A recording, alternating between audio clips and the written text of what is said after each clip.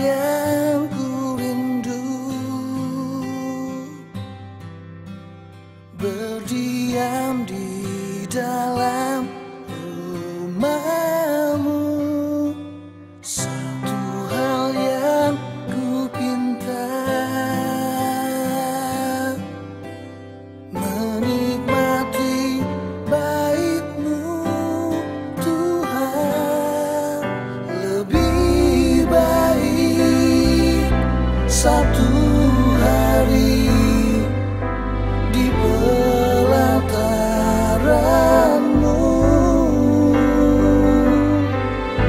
daripada 1000 hari di tempat lain.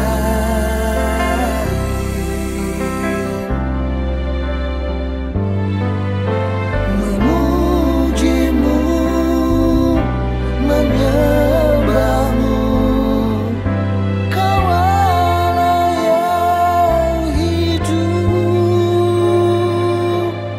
dan menikmati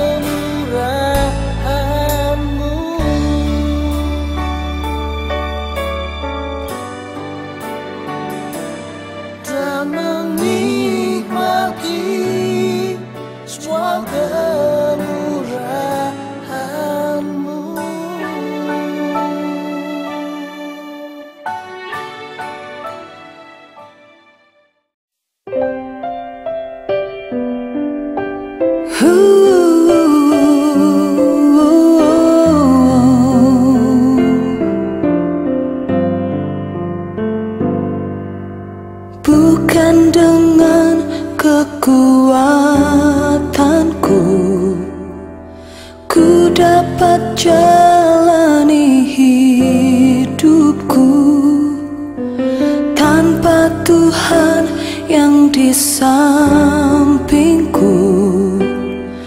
Ku tak mampu sendiri. Engkaulah kuatku yang menopangku. Ku pandang wajah-Mu dan berseru, pertolonganku datang dari-Mu. Peganglah tanganku, jangan lepaskan. Kaulah harapan dalam hidupku.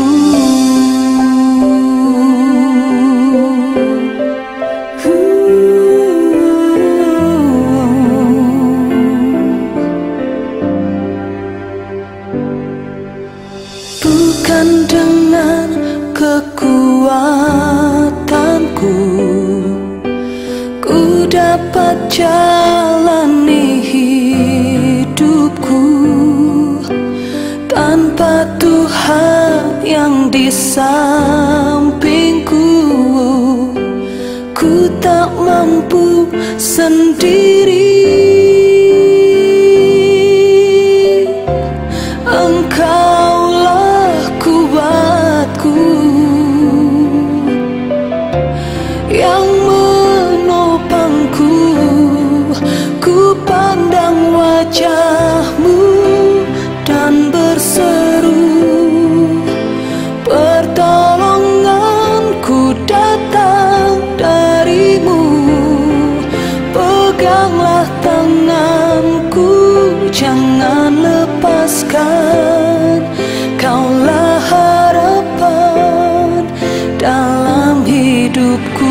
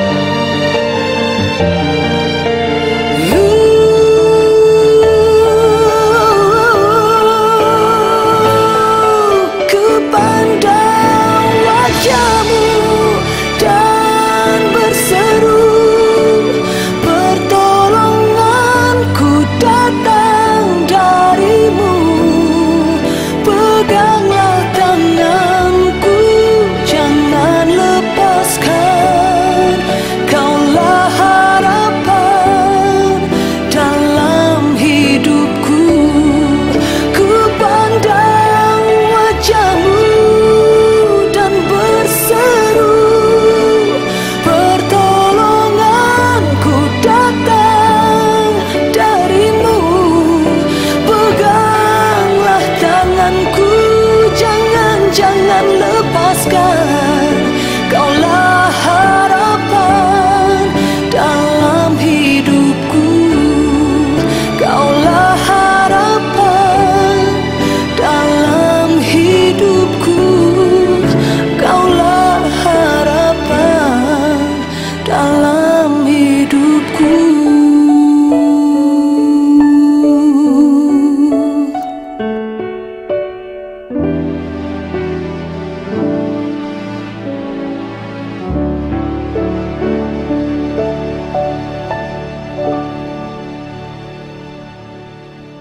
Shalom semuanya, bagaimana kabarnya? Saya percaya kita semua di dalam kasih dan perlindungan Tuhan. Kita akan mendengar firman Tuhan, tapi sebelum itu mari kita berdoa. Tuhan Yesus, terima kasih buat waktu kesempatan ini. Kami akan dengar firman-Mu, pakai anak-Mu yang hanya alat-Mu Tuhan. Walaupun kami belum bisa berjumpa secara offline, bertatap muka, tapi karena kasih anugerah-Mu kami percaya Tuhan bahwa perlindungan-Mu nyata dalam setiap situasi, kondisi yang kami hadapi. Pakai anak-Mu Tuhan yang hanya alat-Mu, biarlah di dalam tangan kasih kemurahan-Mu kami serahkan pemberitaan firman ini, waktu ini Tuhan, sehingga tidak ada gangguan apapun di dalam nama Yesus Kristus. Amin. Salam, sekali lagi salam. Kita akan lihat di dalam Ayub pasal yang ke-35 ayat 1 sampai ayat yang ke-16. Ya, saya percaya apapun situasi, kondisi yang kita hadapi saat-saat ini, percayalah bahwa Tuhan itu peduli, mengerti, dan bersama kita untuk menolong kita melalui setiap situasi kita yang ada. Minggu lalu kita sudah belajar bagaimana Elihu berbicara tentang keadilan dan kebenaran Allah yang tidak berlaku curang. Dan di pasal ini kita akan melihat Elihu berbicara tentang kepedulian Allah terhadap penderitaan manusia. Jadi kalau ada yang berkata, oh ya Allah, di dalam tiap penderitaan saya dia kayaknya rasa tidak peduli, atau beta sendirian, tidak ada yang peduli beta, itu semua kebohongan. Karena ada Tuhan kita Yesus Kristus yang peduli, mengerti, dan turut merasakan setiap situasi kondisi yang kita lalui. Ya, ayat 1 sampai ayat ketiga dari Ayub pasal yang ke-35. Firman Tuhan katakan seperti ini. Maka berbicaralah Elihu, inikah yang kuanggap adil dan yang kau sebut kebenaranku di hadapan Allah? Kalau engkau bertanya apakah gunanya bagiku, apakah kelebihanku bila aku berbuat dosa? Ya, di sini sangat menarik. Kenapa saya katakan dari perkataan Elihu, ya dia tidak setuju dengan yang Ayub katakan tentang kebenarannya, keadilannya di hadapan Allah. Kenapa dia tidak setuju? Karena di sini kita lihat memang Ayub ya di pasal-pasal sebelumnya tetap mempertahankan bahwa bukan karena dosa tertentu atau dia hidup di dalam dosa sehingga malapetaka itu terjadi dalam hidupnya. Karena dia yang dituduhkan oleh ketiga temannya sebelumnya ya tetap mengatakan bahwa Ayub, ini kena dosamu, ini kena engkau berbuat dosa, makanya malapetaka ini datang. Padahal kita tahu konteksnya bahwa malapetaka itu datang kepada Ayub seizin Tuhan, ya seperti itu, diizinkan oleh Tuhan. Untuk apa? Kita lihat di pasal akhir endingnya, bagaimana tujuan ya ujian itu datang kepada Ayub. Untuk Ayub bisa merasakan Tuhan secara langsung. Ya, bagaimana Ayub bisa mengenal pribadi Tuhan secara langsung. Wow, ya bukan lagi tentang apa yang orang katakan ya tentang Allah kepada dirinya, tapi dia melihat, merasakan Allah secara langsung. Dia mengalami perjumpaan dengan Allah secara pribadi, mengalami kasih Allah secara pribadi. Dan ini sesuatu yang luar biasa. Ya seperti itu. Jadi kalau kita lihat di sini ya, memang Ayub dia terlalu berfokus dengan kebenarannya. Karena apa? Karena dia ingin terus mematahkan pandangan teman-temannya. Tetapi dia memang lupa. Ayub juga manusia biasa ya. Dia lupa untuk tidak hanya fokus kepada kebenaran dan keadilannya, tapi harusnya dia berfokus kepada pribadi Allah, kepada kebenaran dan keadilan Allah, bahwa tidak ada segala sesuatu terjadi tanpa seizin Tuhan. Dan rencana Allah adalah rencana yang luar biasa dibandingkan dengan rencananya. Ya, hal yang terjadi yang kita tidak pahami, jangan langsung ambil keputusan atau kesimpulan ini seperti ini. Jadi pada saat situasi yang kita alami, yang kita bisa pelajari dari bagian ini adalah ya, jangan pernah berpikir bahwa kita lebih benar ya dari Allah. Karena percayalah kebenaran Allah itulah yang pasti jadi dalam setiap situasi yang kita hadapi. Jadi apa yang harus kita lakukan? Percayakan situasi yang tidak kita mengerti itu kepada Tuhan. Karena percayalah bahwa Allah tahu yang terbaik. Jadi kita hanya jangan bersandar kepada pengertian kita. Karena situasi kita kayak gini dan kita nggak mengerti kenapa bisa terjadi, jangan langsung ambil kesimpulan. Lalu apa yang kita harus lakukan? Percayakan hal itu kepada Tuhan. Tidak bersandar kepada hanya pengertian kita, tapi kita bersandar kepada pengertian Tuhan. Makanya Amsal 3 ayatnya yang ke-5 katakan seperti ini. Saya akan bacakan buat kita semua. Amsal 3 ayatnya yang ke-5, firman Tuhan. Percayalah kepada Tuhan dengan segenap hatimu, dan janganlah bersandar kepada pengertianmu sendiri. Dan Yesaya katakan seperti ini. Di dalam Yesaya pasalnya yang ke-55 ayat 8 sampai ayatnya yang ke-9. Firman Tuhan katakan seperti ini. Ya, sebab rancanganku bukanlah rancanganmu, dan jalanmu bukanlah jalanku, demikianlah firman Tuhan. Seperti tingginya langit dari bumi, demikian tingginya jalanku dari jalanmu, dan rancanganku dari rancanganmu. Artinya setinggi langit dari bumi. Artinya bahwa apa yang kita pikirkan mungkin menurut kita benar, belum tentu benar di hadapan Allah. Sehingga kebenaran kita harus kita serahkan kepada Tuhan. Artinya bahwa hanya melalui kebenaran firman Tuhanlah kita bandingkan. Ya, pada saat kita mengalami situasi tertentu yang kita tidak pahami, jangan hanya kita bersandar kepada pengertian kita. Oh iya, Tuhan sudah sayang le. Kok kenapa dia izinkan ini terjadi? Jangan. Tapi kita bandingkan dari firman Tuhan. Apa yang firman Tuhan katakan? Untuk kita percaya kepada Tuhan. Dan jangan bersandar kepada pengertian kita sendiri. Kita serahkan kepada Tuhan. Maka damai sejahtera Allah yang melampaui segala akal itu akan menyerah hati dan pikiran kita. Wow, ayatnya yang keempat. Firman Tuhan dari Ayub pasal 35 ayat keempat. Akulah yang akan memberi jawab kepadamu dan kepada sahabat-sahabatmu bersama-sama dengan engkau. Di sini kita bisa melihat, ya, Bapak, Mama, Kakak semua, bagaimana Elihu menjadi volunteer atau menawarkan untuk menjawab Ayub dan teman-temannya. Ayat kelima. Ketahuilah Allah itu perkasa, namun tidak memandang. Ayat kelima. Arahkanlah pandanganmu ke langit dan lihatlah. Perhatikanlah awan-awan yang lebih tinggi daripadamu. Wow, di sini yang Elihu ingin katakan bahwa lihat itu ke langit. Lihat itu awan-awan yang lebih tinggi daripadamu. Artinya engkau tidak bisa memahami Allah sepenuhnya. Ya, kalau langit saja yang gitu tingginya kita nggak bisa gapai pahami. Bagaimana kita bisa pahami Allah yang menciptakan langit dan bumi? Kita coba mengukur dia dengan otak kita yang begitu kecil, yang begitu sedikit. Itu sama kita coba timba air, ya, baru habis itu masukkan timba air di laut. Air laut itu coba kita pindahkan semua hanya di ember kecil. Tidak akan bisa terjadi. Ya, karena memang kita temukan setiap orang yang coba pahami Allah sepenuhnya, pada akhirnya mereka berakhir dengan kecewa. Seperti itu, ya. Mereka berakhir dengan sepenuhnya. Kenapa? Karena mereka coba untuk menjangkau Allah, ya, seperti itu. Dan di sini kita lihat bagaimana, ya, Ayub, ya, apakah memang dia berpikir bahwa dia bisa menjangkau Allah di dalam kebenarannya? Karena kita lihat di sini bahwa memang Ayub, kalau kita perhatikan pelan-pelan baik-baik, dia memang terlalu fokus dengan kebenarannya dan malapetaka yang dia hadapi, ya, sehingga Elihu tegur Ayub seperti itu. Karena memang kita temukan, ya, orang-orang yang coba memahami atau mengerti Allah sepenuhnya tidak bisa. Ya, seperti itu. Kenapa? Karena pada akhirnya kita coba pahami Allah yang begitu besar, yang menciptakan langit dan bumi, kita akan pada akhirnya kok kita nggak bisa pahami dan kita kecewa, bisa saja kecewa. Ya, kenapa? Karena kalau kita lihat, ya, terkadang kita lupa dia Allah yang menciptakan langit dan bumi. Nggak mungkin kita bisa mengerti sepenuhnya. Contoh, orang coba pahami Allah itu dari mana? Surga itu ada di mana? Ya, coba cari tempat-tempat, petakan surga itu ada di mana. Ya, coba pahami. Dan kalau mereka nggak bisa pahami, mereka tidak mau percaya. Sehingga banyak orang yang tidak mau percaya Tuhan ini, jangan-jangan Tuhan tidak ada. Ya, banyak orang yang tidak mau percaya neraka. Di mana neraka itu? Ya, sehingga tidak banyak orang yang tidak percaya adanya neraka. Seperti itu. Karena firman Tuhan katakan neraka, surga memang ada. Tapi orang coba banyak pahami. Ya, seperti itu. Ya.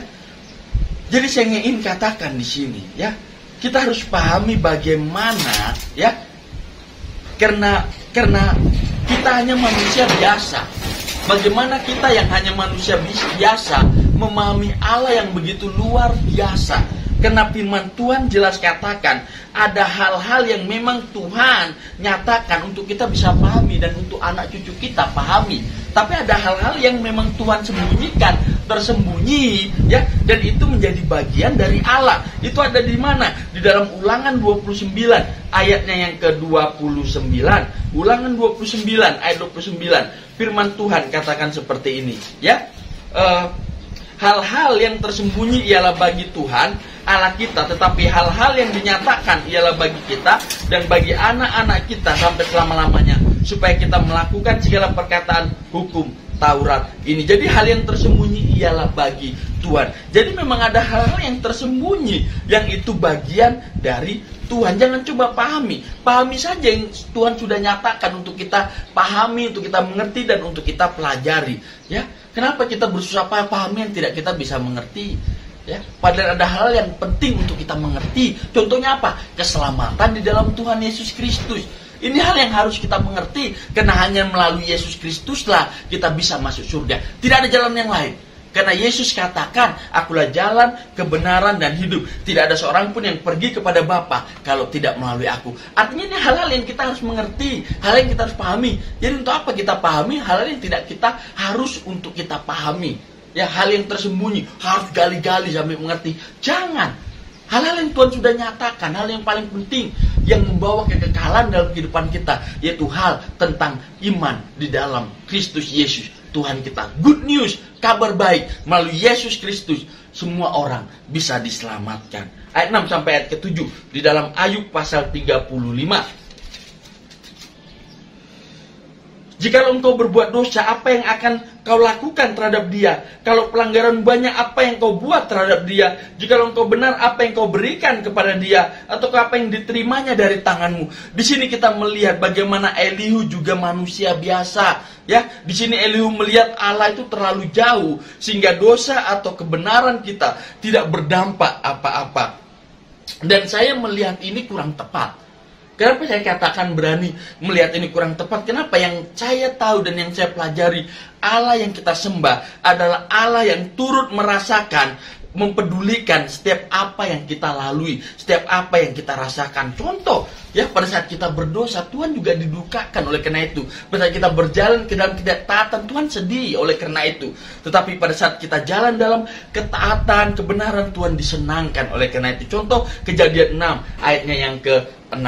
Kejadian 6 ayat ke-6, firman Tuhan katakan seperti ini, ya. Di dalam Kejadian 6 ayat yang ke-6, ya, dikatakan bahwa maka menyesallah Tuhan bahwa ia telah menjadikan manusia di bumi, dan hal itu memilukan hatinya. Jadi karena manusia berbuat dosa, dia menyesal dan itu memilukan hatinya. Artinya dia sedih oleh karena itu. Dan dikatakan juga di sini sangat jelas, ya, firman Tuhan di dalam Mazmur 78 ayat yang ke-40. Mazmur 78 ayat 40 juga dikatakan, ya, bagaimana Allah juga turut ditujukan. Ayat ke-40 dari Mazmur 78, firman Tuhan, ya, berapa kali mereka memberontak terhadap dia di padang gurun dan menyusahkan hatinya di padang belantara. Menyusahkan hati Tuhan, menjadikan hati Tuhan. Kita tahu bangsa Israel adalah bangsa yang dipilih Tuhan, yang diberkati Tuhan, tapi mereka bangsa yang susah untuk percaya kepada Tuhan, dan itu mendukakan hatinya.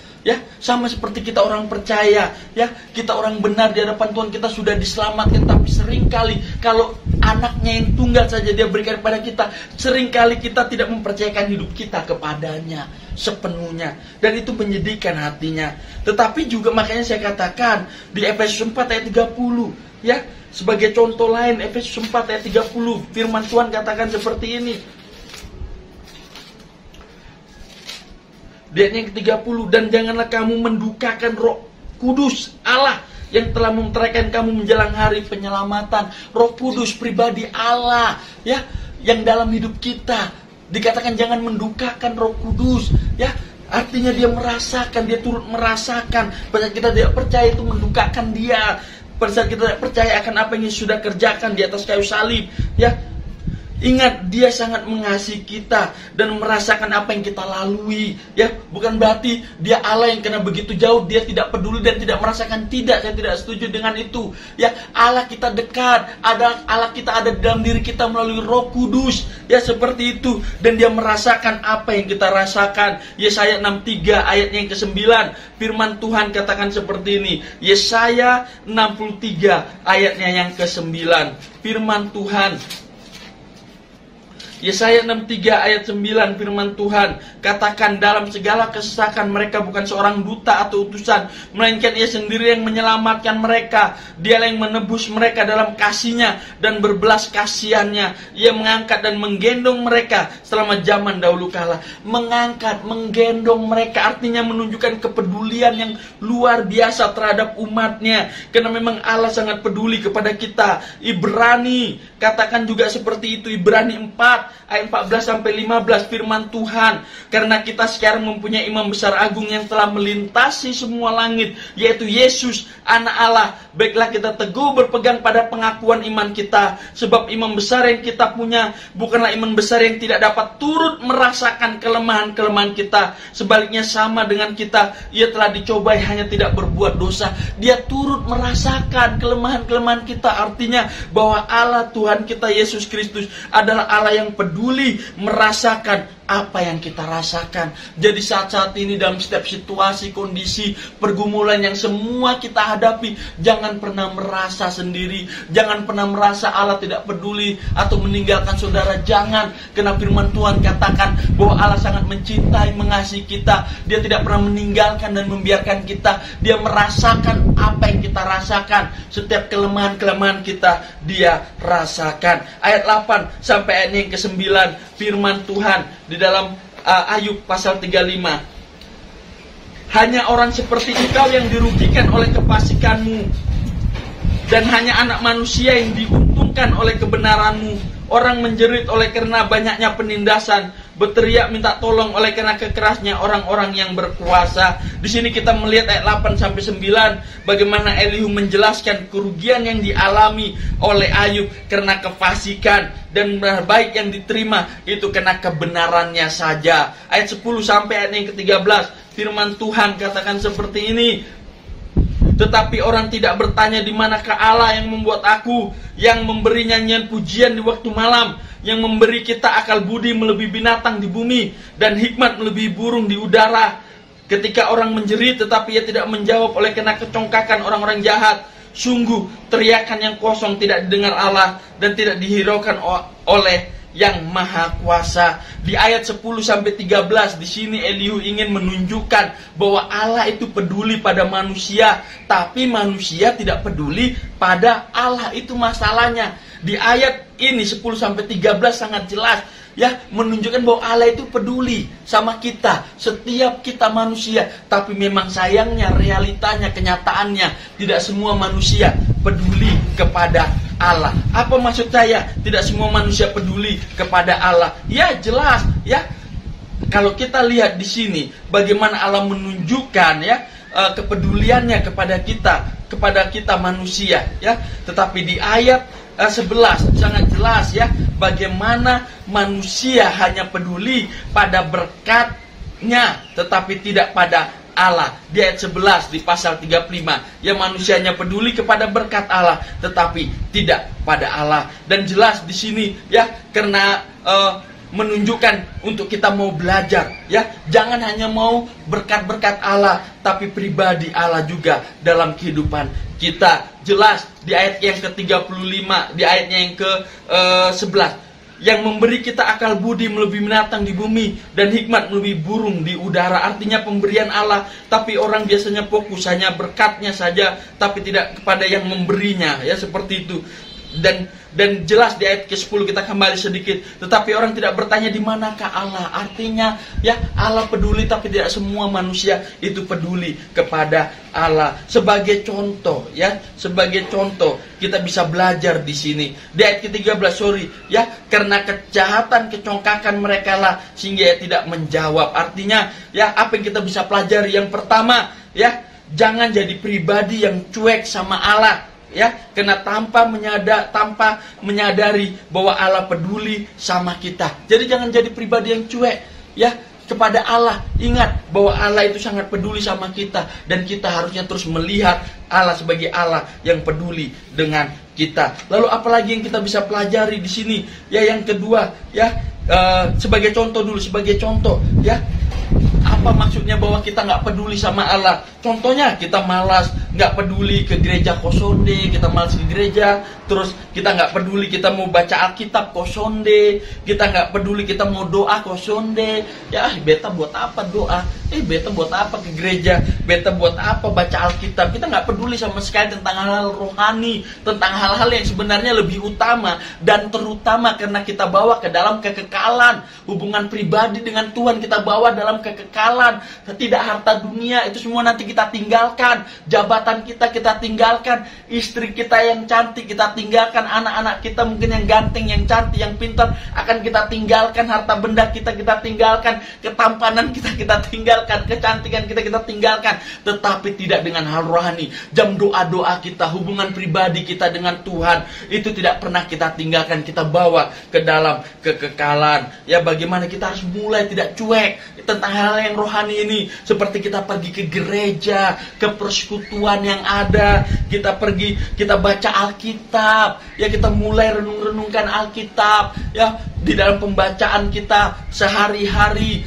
Ya bagaimana pembacaan Alkitab saudara? Apakah saudara terus baca kosonde? Ya, bagaimana jam-jam doa kita? Kita harus mulai peduli akan hal itu semua. Ya, ingat semua berkat yang kita terima dari Tuhan. Jadi jangan hanya mau sama berkatnya, tapi juga sama Tuhan. Ya, jangan jadi orang yang sombong. Berikutnya yang kita bisa pelajari, jangan jadi orang yang sombong, karena Tuhan sangat membenci orang yang congkak, sombong. Ingat, iblis jatuh karena kesombongannya. Dia terbuang dari hadapan Allah. Jadi kita harus melihat kesombongan itu hal yang sangat mengerikan.